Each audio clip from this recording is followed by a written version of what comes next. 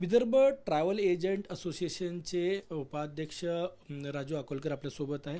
Sir, काश्मीरमध्ये जे आता घडलं त्याचा काय परिणाम आपल्या व्यवसायावर झालेला आहे, काय सांगणार? काश्मीरमध्ये हा जो भ्याड हल्ला झालेला आहे, तिथल्या सामान्य नागरिकांना, टुरिस्टला, सिव्हिलियन्सला मारण्यात आलेला आहे आणि हा टेरर अटॅकमुळे मोठा सेटबॅक टुरिझम इंडस्ट्रीला मिळालेला आहे. ट्रॅव्हल टुरिझम इंडस्ट्रीमध्ये काश्मीर एक भारताचं अविभाज्य अंग आहे आणि एक खूप छान डेस्टिनेशन आहे, ज्याला आपण हेवन ऑन अर्थ म्हणतो. असं हे डेस्टिनेशन आहे. तिथे जाण्यासाठी एस्पेशली उन्हाळ्यांमध्ये मार्चनंतर मुलांच्या सुट्ट्या वगैरे लागल्यानंतर लोक प्लॅन करतात.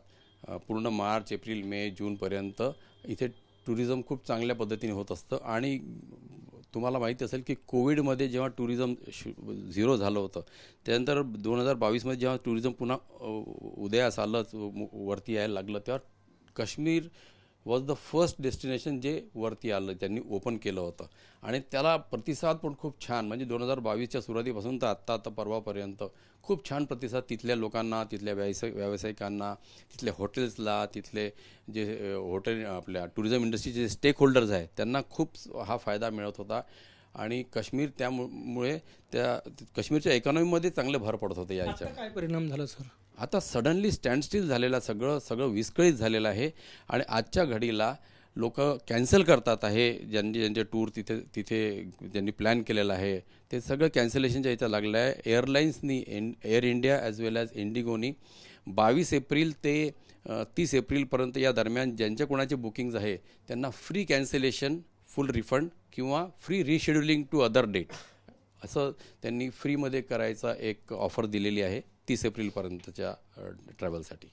सर, किती विदर्भातून किती कॅन्सलेशन झाले असेल किंवा नागपुरातून किती कॅन्सल, काय अंदाज आहे, सांगता येईल?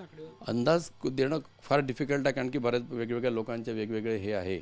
पण पॉईंट हा आहे की आजच्या घडीला काही नाहीतरी विदर्भातनं 800 ते 1000 लोकांचं बुकिंग कॅन्सल झालं असेल या विंडोमध्ये 30 एप्रिलपर्यंतचा. किती म्हणजे आर्थिक याच्यात मोजत झालं, किती मोठा फटका आहे ट्रॅव्हल एजंट्सला? ट्रॅव्हल एजंटचा डायरेक्ट फटका जरी नसला, आमचं तर आमचे जे कमिशन असेल किंवा प्रॉफिट असेल तिथपर्यंत असेल, पण तिथल्या लोकांना, काश्मीरच्या हॉटेल्स किंवा त्यांना तर फार मोठा फटका, म्हणजे लाखोमध्ये फटका आहे तो. मे महिन्याचे बुकिंग्स तुमच्याकडे आहे म्हणतात, मग त्याचं काय होतं आहे आता येणाऱ्या मे महिन्यामध्ये माझ्याकडे बुकिंग्ज आहेत. तर ते लोक मला विचारणा करतात आहे की बुवा ते कॅन्सल करायचं का, कसं करायचं. घरचे लोक म्हणतात आहे की जाऊ नको आणि सुखाचा जीव दुःखात कशाला टाकतो.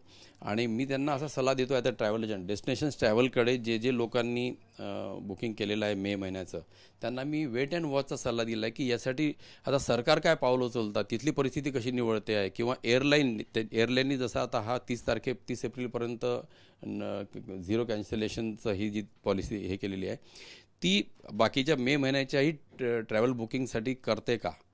त्याच्यासाठी मी म्हटलं, जोपर्यंत ती पॉलिसी आपल्याजवळ येत नाही, ते काही एक पॉलिसी जाहीर करत नाही फॉर मे मंथ किंवा जून मंथसाठी ज्या बुकिंग्ज आहेत, फ्लाईट बुकिंग्ज आहे त्याच्यासाठी, तोपर्यंत मी त्यांना असा सल्ला दिलेला आहे की तुम्ही वेट अँड वॉच, आपण बघूया काय बेस्ट होऊ शकतं. आणि आज कॅन्सल केलं काय आणि 15 मेची तिकीट 14 मेला कॅन्सल केली काय, इफेक्ट तो त्यांना सारखाच मिळणार आहे. म्हणून आपण 14 तारखेपर्यंत, 22 वाल्यांना 21 तारखेपर्यंत थांबायचा मी सल्ला दिलेला आहे.